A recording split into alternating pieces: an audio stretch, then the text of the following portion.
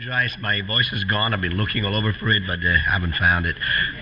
So I guess you're in for something quite different, as the Monty Python used to say. This is based on a completely novel discipline that is called cancer systems biology. And I'll try to drive you slowly with maybe a lot of examples that relate more to more familiar things about what I'm going to be talking about. Just a very short disclaimer in terms of my conflict of interest. I founded a company called Darwin Health that has licensed much of the technology from Colombia that I'll be talking about today, so I just wanted to make sure you are aware of that.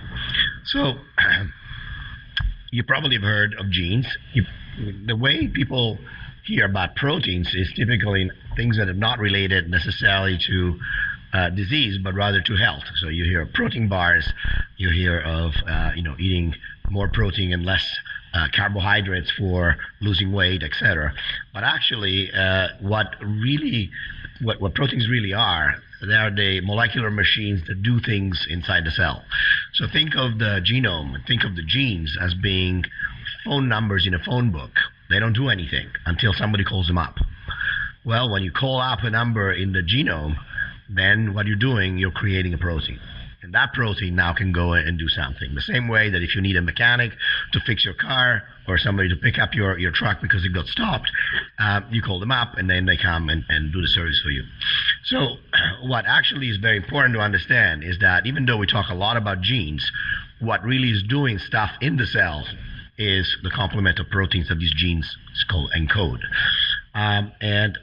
In particular, almost every disease is due to the misbehaving of proteins. They either overactivated or underactivated and cannot perform their function well. And so for a long time, we've thought that if we had a good way to identify the proteins that were aberrantly activated, we could actually fight disease. And so one way to do that is to look at genes that have mutations, a particular type of mutation that are called activating mutations, because then we have drug that can potentially shut down the protein that get activated by those mutations. And this approach has been called oncogene addiction, because an oncogene is a mutated gene that encodes a protein that is really bad for health, for instance, causes cancer.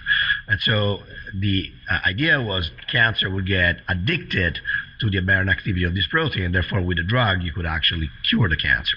Now this has worked out very well in one disease, which is chronic myelogenous leukemia, somewhat well in a bunch of other diseases. For instance, EGFR is a typical mutation targeted in lung cancer, but only 15% of lung cancer have an EGFR mutation, and then it's all downhill from there. And in fact, for instance, most recently, mutation in a protein called BRAF have been used to target patients with melanoma, but they give you somewhere between 3 and 4 months respite to the patient.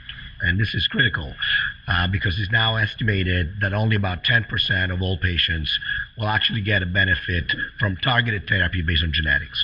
And this is based on a large number of studies that have been conducted in the world. So the question then arises, if the genes is just one way to modulate protein activity, why don't we measure protein activity directly? So, well, because there's a couple of reasons. One is that genes are very, very easy to monitor because we can sequence the genome at this point for $1,000. And so it's very easy to do. And also they're incredibly reproducible. So if you find a mutation once, you write again, you'll find it again. And that's a critical component of clinical practice. In fact, there is a type of certification called CLIA certification that is not about whether the test produces the right results or not, it's whether the test actually is reproducible or not. Okay? So this is a problem, and a problem that we need to face. And so what our entire research is motivated by is, why can't we systematically measure protein activity? So how can we do it? Well, why is it hard in the first place? Well, because protein activity, which is down here, is the result of a very, very long and complex chain of events that starts with that phone book, the DNA, and making those phone calls that create messages that are called messenger RNA. So exactly like a phone call creates a message to another person, the messenger RNA creates a message that goes and creates a protein. So now you have a protein. And this looks like these very complex three-dimensional structures. And now the protein can be modified by other proteins. And so it can be activated, inactivated, degraded. It can then form complexes with a lot of other proteins. So now you get a very complex nanomachine in the cell. And then it has to go to the right place in the cell where it can actually work. Right? So only at the end of this very complex process, the protein has a function. Before it didn't have a function. So there is no assay, there is no biochemical assay that can measure the activity of all proteins in the genome. And so we thought, what can we do about it? Well, here's two words you probably haven't heard. One is called interactome, and one is called regulon. So what is an interactome? An interactome is the complement of all molecular interactions in the cell. So every protein, I showed you, for instance, some proteins interacting together or proteins regulating gene expression. Every one of those is an interaction. So there are millions of interactions in a cancer cell. And it's been very difficult until now to map them all. But we've made, over the last 10 years, in fact, our lab was the first lab to actually publish a full model of the interaction in a human cell, and we now can very accurately produce maps of interactions for any tumor types, in fact, in many cases also non-tumor related contexts. So we've done stem cells, we've done neurodegenerative disease, alcohol addiction, all sorts, diabetes, etc. Once you have an interactome, this is very important because now every single protein in your cell is connected to a lot of other gene products that it regulates. So think of it as your friends. So you're on Netflix, and what Netflix wants to know is who are your friends, because based on who your friends are, they can predict what kind of movies you want to see. All right? And so this is exactly the same, because if this protein regulates all these other genes or gene products, then I can figure out what the activity of the protein is by just simply asking who's making phone calls to those people. So let me give you an example. Let's say that someone in this room wins a Nobel Prize tomorrow. Well, I can guarantee you that his phone lines are going to be very busy, and all of his friends are going to call him.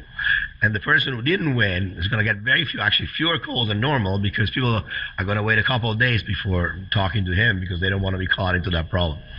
So by simply measuring, which we can do incredibly efficiently, in fact, a genome costs about $1,000, an RNA sequence costs somewhere between $30 and $500 per patient. Okay, and even a CLIA compliant one is in maybe $600. So we can now measure all these phone calls across the entire genome in every single one of the tumors that we are interested in, including prostate cancer. So now there's a very simple way of figuring out whether a protein is active or not. We can simply look at the phone calls it's making, and if the phone calls do not map with the increased number of phone call or decreased number of phone call, then we know this protein is not very active. But if the protein regulates genes that are now way over, so they're being called much more than the normal, or they're being called much less than normal, then we know that that protein is actually very active. Okay? So this is a very simple, I'll try to give you a very simple model. Another model you may think about is that my father-in-law was chief mafia prosecutor for Italy, and he told me that the way they actually go after the mastermind of an organization is not by tapping the wires, because it's almost impossible to catch them saying the wrong thing. But what they do, they actually build an organigram of the organization, so they know exactly who reports to whom, and so they know that when they go to a crime scene and they see some people because they left some prints or because somebody saw them, they can simply trace it back to the organigram and figure out which one of the various families was the mastermind behind the crime. So that's exactly what we do. We can trace back through all these connections that are in an interactome and figure out what are the proteins that are responsible for implementing the tumor state. Okay, so this is great, and we've done this for virtually every tumor you can imagine. We now have built more than 50 of these models, and it works quite spectacularly. For instance, let me give you an example. So this plot it's called a violin plot, and what it's telling you is what is the probability of having in a particular cancer cohort of having a certain activity of a protein. So if you're very high here, so if you're at 0, it means you have an average activity. Not a problem. That's not a protein you want to target with a drug. But if you're up here above the black line, then your protein activity is so high that you may actually benefit, if you have that cancer, from using a drug that targets that protein. Okay, and these are all the different cancers. I can't even read from here, but prostate cancer is one of them. This is a rhabdoid tumor that is a very rare tumor. And as you can see, all the patients with that tumor have very high activity of this protein called exportin 1. And exportin 1 has a very nice drug, very specific drug called selinexor. And when we actually transplanted the tumor from a patient into a mouse, that was in this patient here with the red star, and then treated it with that drug, that tumor completely disappeared. Okay. So now that could have been a lucky shot. So we've done this quite extensively. These are tumors that are absolutely untreatable. So this is a metastatic KRAS mutant GIST sarcoma. This is a triple negative, I can't even read here, triple negative breast cancer that have failed 5 lines of therapy. This is a pancreatic tumor that are metastasized. This is a KRAS metastatic colon cancer, the worst you can get. And this one was the rhabdoid tumor that I just showed you in the previous slide. So for all of them, when we actually put them in a mouse, transplanted them in a mouse, and then tested the top predictions made by the approach that I just showed you, those drugs killed the tumor. And in fact, in many of these patients, for instance, this patient here is still on irinotecan, which is the drug here in orange, after 7 months. And before that, she was progressing on everything. So overall, you can see here that of the 18 drugs that we tested in this context using this algorithm, this is a computer algorithm that predicts which drug you should use, called OncoTarget, 14 of them had actually what is called an objective response. That is either disease stable or a partial response, as the disease, the tumor shrunk, at the time where the control mice grew about 100%. So they were doubling the size of the tumor. And at the end of the study, there were still 13 out of 18, I guess. So still more than half of the drugs that we have predicted with the computer actually killed or stabilized the tumors. And these are all untreatable tumors. So remember, I told you that one of the really important things about genetics is that it's so reproducible. And this is really critical because you cannot use a test in the clinics without having a very reproducible test. So now the big advantage is that when you're measuring the activity of a protein from the expression of all of its targets, so from all the friends that are calling you on the phone, then you're averaging all the noise out. Everything that would be a fluctuation is eliminated. The same reason that when you actually do a poll, it didn't work out very well in the last election, but when you do a poll for a president, you typically know who's going to win, even from a relatively limited population sample, because statistics works in your favor. And so what this shows is that if you take 5 different biopsies from the same patient, you get exactly the same rank of the proteins that you should hit with the drug.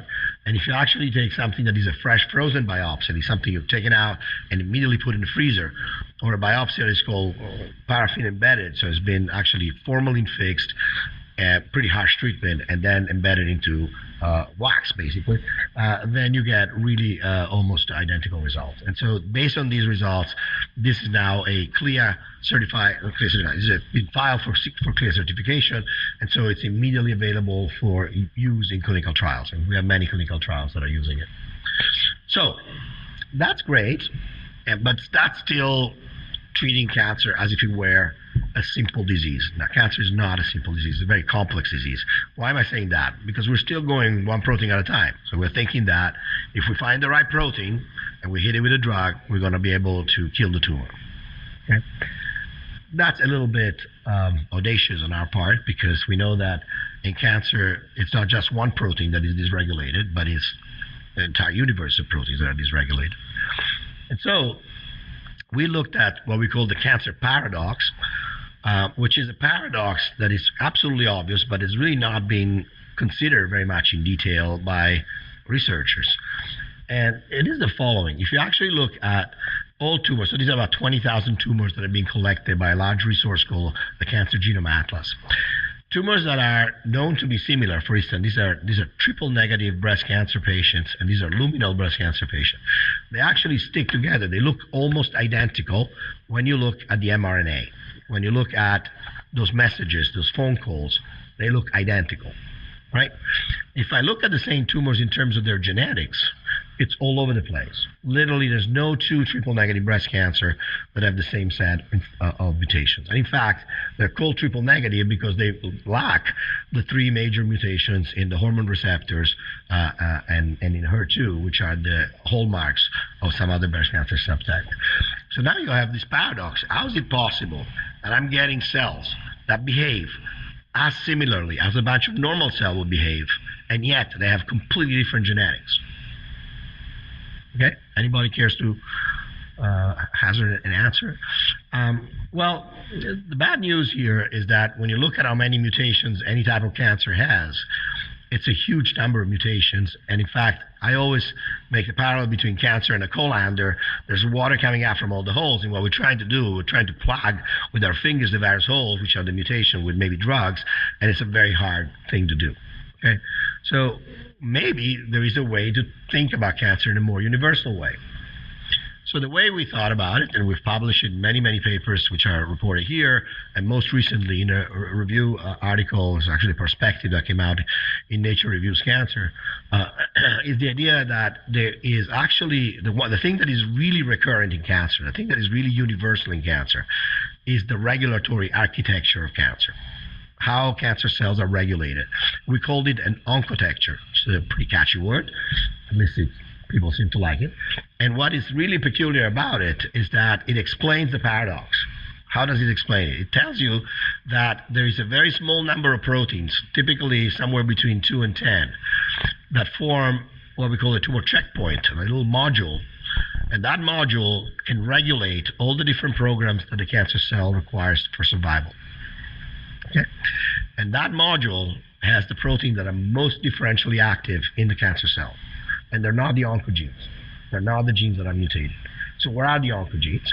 They're upstream. So the oncogenes are genes that are upstream of these proteins here, and therefore when they have mutations, they activate these proteins. Okay? So what this is telling you is that what we're doing today is we're hitting the cancer cell here. We are hitting it where the oncogene mutation exists. And by doing that, all we're doing, since we have typically about 1 billion cells or more in the tumor mass, we're simply selecting the cells that have either bypass mutation or complete alternative mutations. And that's why we get relapse. In fact, it's an almost constant dominant effect in targeted therapy that patient will eventually relapse. And so the idea is that if we actually can hit the cancer where it would hurt most, which is here, then you would avoid relapse because the cancer simply has absolutely no other way to go around the bottleneck. And I'll show you how tight and precise the bottleneck is for prostate cancer. And so what basically we said, there's a colander that's full of holes and all this water is coming out, but there's a natural funnel that is underneath the colander. And so maybe what we can do is simply plug that funnel with 1 or 2 corks, and we're going to be done. And that's a much more universal way of thinking about cancer than having to go after the number of mutations. By the way, we calculated how many potential patterns of mutation there are in cancer. Anybody cares to suggest a number? It's actually more than the number of atoms in the universe. Okay? Which means that we're actually not even seeing all the patterns of mutations because there's not enough cells on this planet to even have an implementation of each one of them. Right? So what we're seeing is that more and more of these cancer actually have a unique recipe to turn the cancer on. And prostate cancer is a very specific example because there are very few recurrent mutations in prostate cancer. All right, so we've done this across 20,000 patients. And what was remarkable about this analysis is that we were able to find only 29 of these tumor bottlenecks, including one that I'm reporting here for cancer we had previously published, and that I'll show you in some detail. But basically, every one of these bottlenecks becomes a dependency of not just one, but many tumor types. In fact, the bottleneck that I'll show you for prostate cancer, which is implemented by 2 proteins, FOXM1 and CMPF, is actually quite distributed across all the patients that have other types of cancer and becomes a very important universal mechanism by which cancer cells evade the immune system, metastasize, and proliferate. So this actually got quite some Publicity, I wrote an editorial with a colleague of mine, Vivian Bosker, about how we can use math to crack the cancer code. And this was published in the Wall Street Journal. And then after the Nature Reviews Cancer article came out, The Economist wrote a very nice article, full page, on sort of a new type of molecular medicine. And if you actually look at here, there's a little tattoo on this thing that's supposed to represent cancer that says master regulators, which are the proteins that we identified. So I want to talk about how we can go after master regulators, how we can go after these tumor checkpoints. We go after it with this mechanism called synergy. What is synergy? Well, additivity is when you sum up two numbers and you get exactly the number you were expecting to get. So 1 + 1 = 2. Synergy is when you sum up two numbers, you get a number much larger than you expected to. So 1 + 1 = 5. That's called synergy. Antagonist is when you actually get less than you expected. So if you, for instance, take two drugs, and one drug produces absolutely no results, no killing. The other drug produces absolutely no result, no killing, but you put them together and you completely kill the tumor. Now you have a synergistic interaction. We believe that synergistic interaction are the most powerful weapon against cancer because they're the first weapon that is trying to actually tackle cancer in its full complexity. Cancer doesn't work one protein at a time, so you need more than one target drug in order to be able to get rid of it. All right, so I'm not going to spend time here, but I just want to tell you there are maybe 20 different types of synergy that we can exploit in the cell. And so we have written papers covering almost every one of them and explaining how we can tackle that particular mechanism, either to reprogram cells. In fact, paper just coming out in Nature Communication now showing that you can take fibroblasts and reprogram them to form completely competent prostate epithelium by just modulating 3 genes. And a paper that came out in Science just before that, in collaboration with Corey Buttershed and Michael Shen, etc. But more importantly, how we can target mechanisms in the cell that are synergistic. And so when you use one drug, nothing happens. Use the other drug, nothing happens. Put them together, tumor dies. So let me give you an example. This is a clinical trial. It's a clinical trial that has already advanced from phase 1b to phase 2 because of some pretty exciting results. And it's in HER2-positive breast cancer. This is about 15% of breast cancer. There's a drug called trastuzumab or Herceptin that targets exactly the mutations that causes that particular type of cancer. Unfortunately, 30% of the patients don't respond at all, and 70% of those who respond will eventually relapse. And then when they relapse, they're no longer sensitive to Herceptin, and it's really bad news. Okay?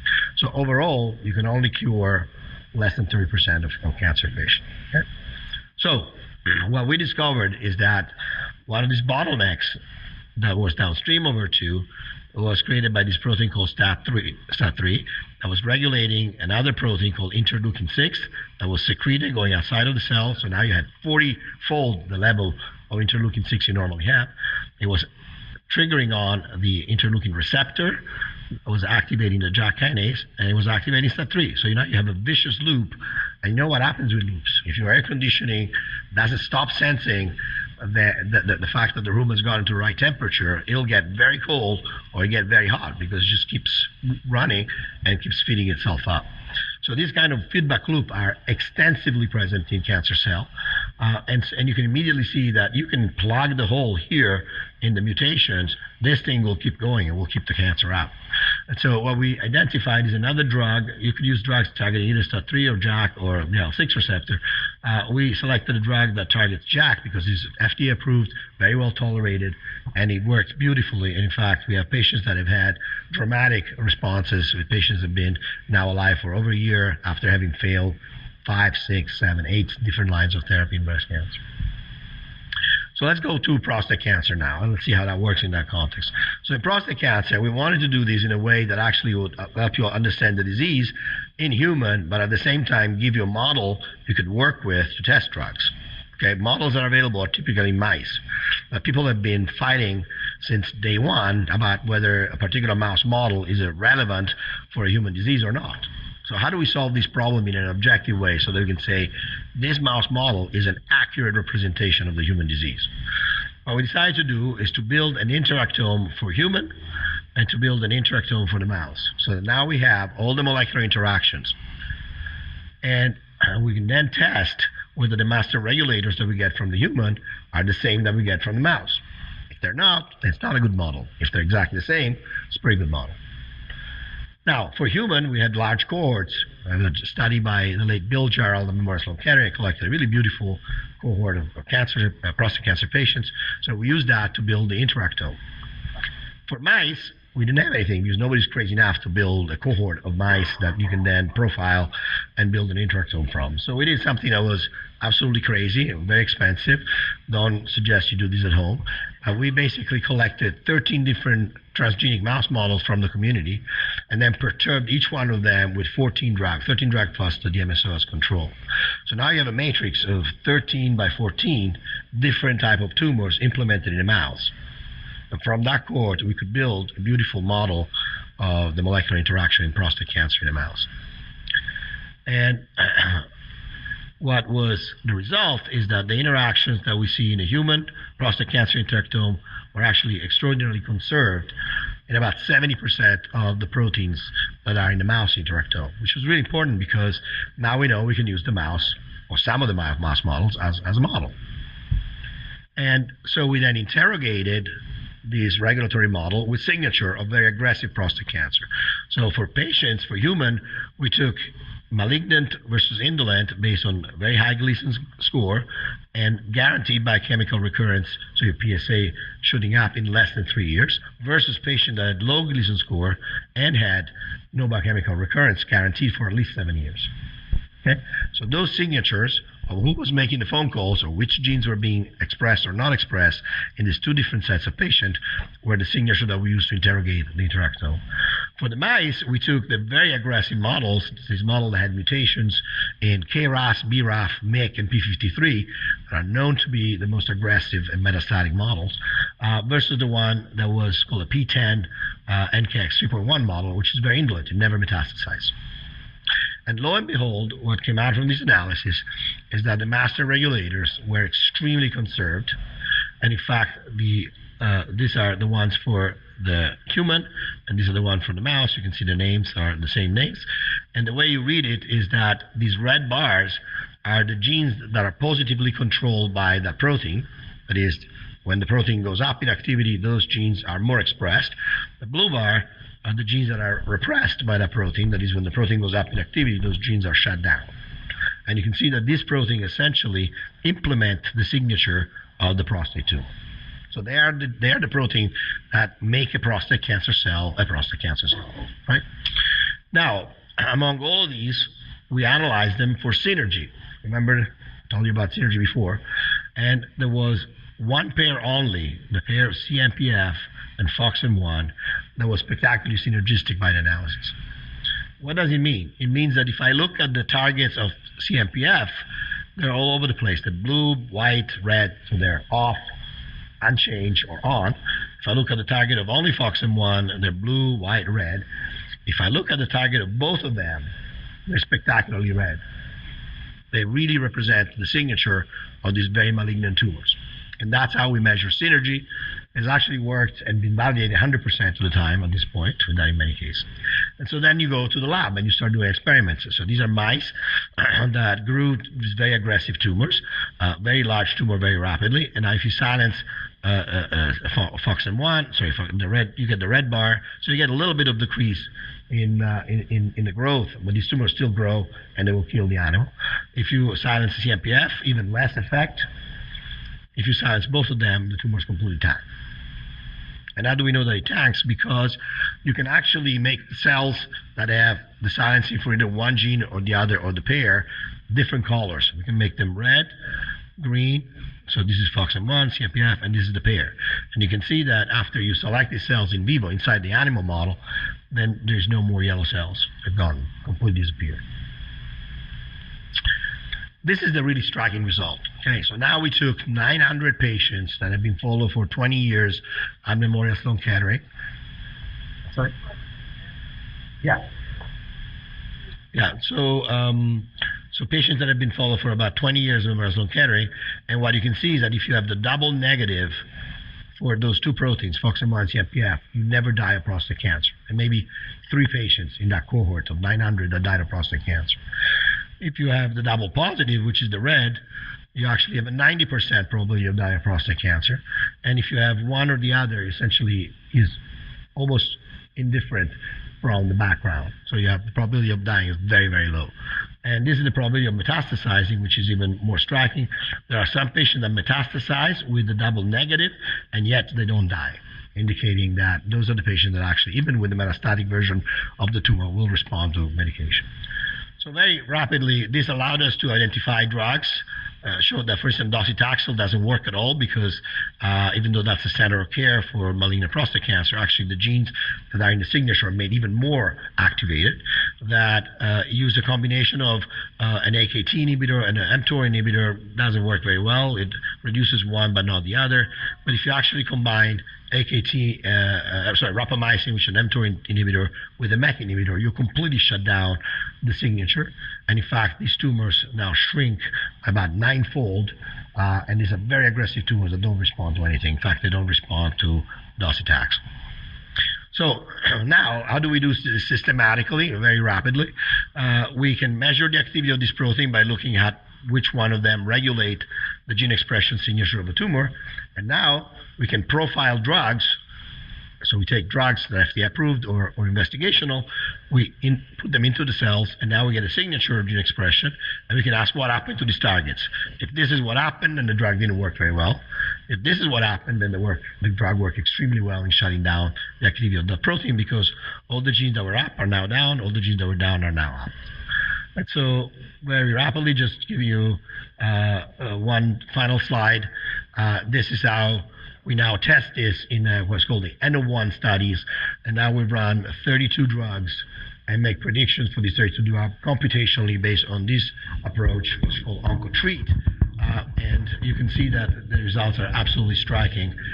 Essentially, as I said, 1 drug out of 2 worked in patients that are absolutely untreatable by any other standard. So I'll just thank a lot of people, in particular Corey Badashen and Michael Shen for all the work in prostate cancer, Gary Schwartz and Anina Hipshush, and Andrew Kang for all the work that we've done on the N-of-1, and then my labs, both the computational and experimental labs. Thank you.